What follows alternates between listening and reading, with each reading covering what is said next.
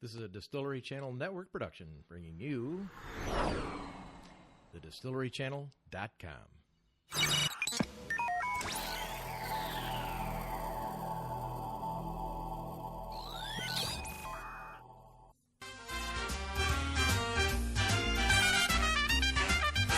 Welcome back to Distilleries, Breweries, and Wineries of the World. I'm Michael Stewart, along with the CEO of the distillerychannel.com, Randy Weckerly. And Randy, we've got this is our tasting room segment, and you've got a couple of very special guests. Why don't you Very special guests. Very honored to have them, and very happy to have them on the show. Mike, you know, we've talked about this for a very long time. We knew this date was going to be here over a year ago. And that date is my 50th reunion in Freeport, Illinois. I know I'm not that old. And these two over here, it's our 50th class reunion from Freeport, Illinois.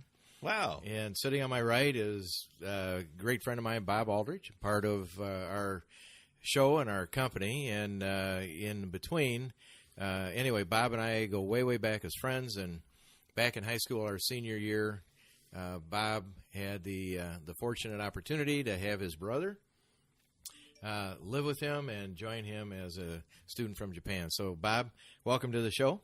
Well, thank you, Randy. Yeah. And the thing of it is that you and I are honored to have this young man travel a couple of miles to get here. Boy, are we ever. Yeah. So if you'd like to take a little opportunity and tell us about your brother. Well, this is just a really exciting time for me. When we were in high school, my family applied to be an AFS, American Field Service, host family for an exchange student. And I couldn't have had a better brother for a year than Mr. Toshio Tsunezaki from Japan. And Toshi, it's so great to see you back here. Well, it's a great pleasure for me to visit Freeport again. It's been a long time since I left here, and I still remember one episode which I would like to introduce you. When I was a high school student here at the Freeport High, I said one experience I had when I was a junior high school student in Japan. Do you remember that, Bob? Well, when I was a junior high student in Japan, my hometown was surrounded by mountains, and sometimes we went up the mountains with a teacher, and on the way we had a rest, and the teacher picked up a bottle of whiskey. And Bob. And we young students, asked him, we are still not on the top of the mountain, and we asked, why are you drinking whiskey here? And the teacher said, well, if you drink more, you go higher. You go higher up. Quicker, faster. Yeah. So, and I didn't know that this would be a sort of a joke, but all the students started laughing, and I knew that it's a joke. Well, Bob didn't lead you astray during your high school years, right, Toshi? But anyway, it wasn't maybe recommended to drink, as a high school student, but we sometimes had a very big fan drinking sometimes. Yeah. Sometimes. Yeah. Really, Bob? Tell us more, Bob. Yeah. You must not have lived in the monastery at the time. So One of an early experience that sort of bonded Toshi and I. We had been out to some friend's house one evening, and there were a few sips. Yeah. And as we were coming home, Toshio asked me in the car, he said, "Bob, is it red around my eyes?" And I said, "Well, I don't think so." It was dark in the car. I couldn't see real well. Mm-hmm. And he said, "Well, sometimes if I drink alcohol, it gets red by my eyes." And we walked in the house, and you would have thought that he had everything except the area around his eyes covered under a sun lamp, because it was quite red all across his lower forehead and under his eyes. I came to understand that this is somewhat common among Asians. I have an Asian friend in Florida, and the same thing happens to her. And so we knew that anytime we had been out, we had to carefully come in the house and not let my mother see him. Giveaway clue. See his face. So now I know why ninjas are all masked up. Perhaps that is true. Why? Okay. All right. Well, the fascinating thing I find about the both of you, is that Bob went on in his career to become a physician's attendant and sort of specializing in neurosurgery and things like that. Correct, Bob? Right. Yeah. So they must have gotten education along the other line of that. And the interesting thing about Toshi is, if you look on his Facebook page, he says he graduated from Freeport, Illinois. And not necessarily, spending a year here was just great to see that on his Facebook page. But I guess maybe, Bob, it would be best for you to introduce Toshi in terms of where he went with his career, because when he went back to Japan, he has had this storied career all over the world. And we'll talk to him about that, if you would share that with us. Well, I will be brief, but I will let Toshio fill in the details. After graduating high school, Toshio returned to Japan. Getting into Tokyo University is, I think, probably more difficult than any of the universities in the United States. And he was easily accepted and completed his studies in excellent fashion. Then went on to be hired and work in the Ministry of Foreign Affairs for Japan, and eventually became an ambassador of Japan to a number of countries. And I will turn this over to Toshio to fill in. So Toshio, when you started that, how did that begin? How was the transition to that? What was your experience? Well, as Bob told, I became a diplomat after graduating university, and I majored Russian language, and so I worked in Moscow 3 times, once in London and once in Geneva, Switzerland. And of course, as a diplomat, I had various experiences, some of which I couldn't tell you, but I think I visited more than 50 countries in the world, and experienced various kind of booze and foods, and I think. Yeah. And where do they drink the most that you've been? What would you rank the countries that party the most? Well, the Russians, I know, party. Russians, they like vodka, of course. Okay. And I was ambassador in Serbia, one of those countries in Eastern Europe, and they have so-called rakia, and which is a little stronger than vodka. Really? And, but they are made from. I can attest to that. Yeah. Okay, Bob. Yeah. He just recovered. Stronger than vodka. Is it made out of what's it? Is it It's out made of potatoes out of, or no, made out of fruits. Fruits, Various okay. kind of fruits. Okay. Some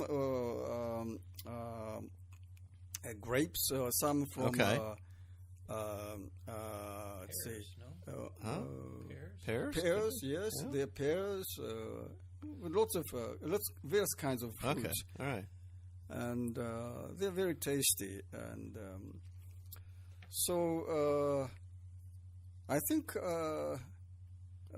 in almost in every country they have their own special nice booze. Right. That's for sure. Yeah. Right. So that means all humankinds like drinking. Well, that's why we say it's the world's oldest pastime. Yes. What out of all your tastings around the Yeah. world? What's your favorite? Do you have a favorite? Yeah. Well, as I said, rakia is one of my favorites drinking booze, and of course, in England, I liked beer and whiskey. Okay. Now, how did your teacher back climbing up the mountain? What kind of whiskey was that? Where did that come from? Well, wasn't in Japan. Yeah, made in Japan. Was it Japanese whiskey? Japan is now becoming one of those whiskey producing countries. Yep, absolutely. Really? Yes. And, Okay. sometimes it get sort of a gold medal at the Right. world sort of a Okay. championship of whiskey. Really? Yeah. Wow. Well, as most people know here, I'm sorry, is that Beam Suntory? Yes. Suntory purchased Jim Beam. Yes. It's called some of them is called Yamazaki. Okay. Is the name of the Okay. whiskey, and Japan also produces wine, which is not well known in the world, but Well, plum wine has yeah. affected me after some hibachi dinners plum greatly wine, because I started with sake. So. And they have beer too. Beer, I know yes, the yes, beer yes. because I've had that actually. In a few weeks, I'm going to I go to Disney World a couple of times a year, and they the Japanese pavilion. I always stop in there and get the wine and beer, and I kind of drink myself around the World Showcase. Yes. Yeah, I doing drink research. myself around there, Yeah. but I always stop and get the beer and the wine there. Yeah, A lot of research by a Michael. lot of research. Yeah, Yeah. yeah. So the people now, in Japan, people now drinking less sake and more beer and whiskey, wine. So Okay. yeah. Yeah. And of course, we like wine from the United States as well. Right. And do you get more from the United States, like from Napa Valley, or Europe, the European wines? Yeah, I think more we buy wines from Europe, French or Italian. And what regions in Japan do they grow the? In grow Hokkaido, grapes in the there, northern island, in Hokkaido, Is that where it is? they produce very nice wine, and also in the central part of Japan, in the prefectures like Yamanashi or Nagano, they are very famous. And are there big breweries, or do you have, in the United States now we've got a lot of these small micro breweries they call them, and I just wondered if what's going on in Japan about wine and beer. How does that? Beer is produced by mainly big companies like Okay. Suntory or Asahi or Kirin, but wines are produced by very small wineries. Okay. Yeah. And you were also again you were Russia you were ambassador in Russia. How Russia. I mean, it's a vodka oriented. Yes, a country like that, Yeah. isn't it? But recently I worked in Russia and find out that in Russia young people started drinking more wine and beer than vodka. So Really? Okay. I think Russia is going to be a very nice market for wine and beer. Wine. Now, did they? Is there a course where they, when you become an ambassador, they teach you any of this? Like, oh, by the way, you better learn how to drink, because you know what, these parties are massive. Yeah. Well, They already sent him to Siberia. Where are they going to send him if he messes up? I mean, come on. well, particularly in Russia, you have to drink. You have to know how much you can drink. Otherwise, Yeah. you'll be too drunk to speak anything you like. Then you'll be a very bad diplomat. I see. Yeah. So you have to be careful. I have to be careful. So do they have diplomat training for you before they Yeah. launch you into that? Yeah, so you have to be trained. Yeah. When this crisis comes up, it's not okay. Let's drink. Right. Not a problem. So that's got to be. You must have had some very. So it takes a year of on-the-job training Yeah. to bolster your capacity to withstand. So you have to drink a lot for a year to get used to it. Yeah. All I know is That's we funny. opened up when I was back working for Mutual of Omaha. Yeah. I was privileged to be on the team. We opened the first insurance company in Tokyo. Oh. And all I know is every night I can't remember part of it because we were we were entertained in Tokyo heavily. So great food and great people, great times. And too much drinking. So Wow. Too much drinking. yeah. When you were in Russia, were you there as a diplomat, or were you there building, or what was your experience in Russia at the time? Well, I worked first time I worked in Russia as a diplomat. Then after retirement, I started working for a private company, and I worked in Vladivostok. That is the city in the Far East, Russian Far East, and then I found out that people started drinking more wine and beer. So. Actually, in Russia also they started producing their own wine. But of course, Russia is rather cold country, and in the northern part of Russia they cannot produce grapes, so the region is very limited. But since there is a restriction of trade with European countries, from which they imported a lot of wine before,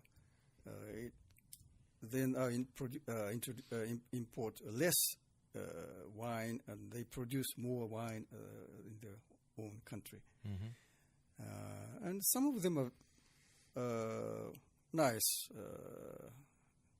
I think they produce some nice wine too. Now, did your family join you when you were there? Yeah. Did you travel back and forth, or how did that work? Well, I when I worked there, my family came to see me, and I also quite often went back to Japan, because Vladivostok is very close to Japan. It takes only an hour and a half flight. Oh, really? Yeah. Okay. That's not bad. So it's close. It's very close. Yeah. How long has it been since you've been back to the United States? What was your last interval before you came back here? For our reunion. Well, let's see. Koto's wedding. No. I came to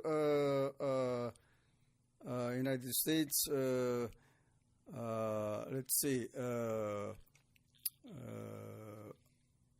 About 3 years ago, to see my son, who is working in San Francisco.